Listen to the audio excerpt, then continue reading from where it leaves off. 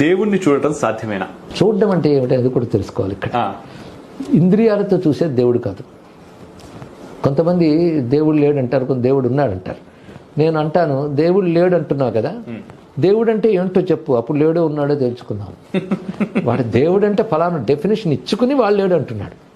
కానీ దేవుడు అనే విషయానికి అర్థం ఏంటని చూస్తే, దేవుణ్ణి చూడడం అంటే దివ్యత్వాన్ని అనుభవించడం, పరమాత్మ అనుభవం పొందడమే.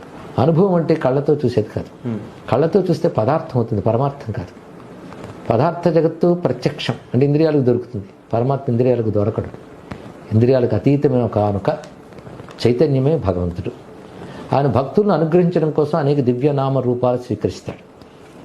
మన నామరూపాలు వ్యవహారాలు, కర్మజనితాలు. భగవంతుడు ధరించిన నామరూపాలు లీలాజనితాలు, దివ్యములు అంటారు.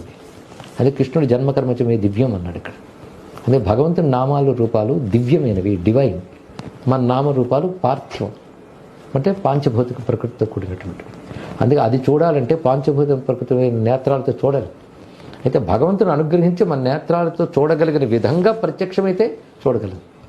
అలా ప్రత్యక్షం కావడానికి కావాల్సిన సాధన చేసేవాడికి భగవంతుడు తప్పకుండా తెలుస్తాడు. గంగ దగ్గరికి వెళ్ళి మునిగిన వాడికి గంగ తడి తెలుస్తుంది, కానీ ఎక్కడ కూర్చున్నవాడు గంగకి తడేయలేదు అని మాట్లాడితే వాడు మునగలేదు కానీ వాడికి తెలియదు. కనుక సాధన చేసేవాడికి భగవంతుడు సత్యం, అనుభవం పొందిన వాడికి అది సత్యం, అనుభవం లేనివాడికి, సాధన లేనివాడికి అది సందేహం. అనుభవం పొందకపోయినా నమ్మకం ఉన్నవాడికి ఎప్పటికైనా అది సాధ్యమవుతుంది.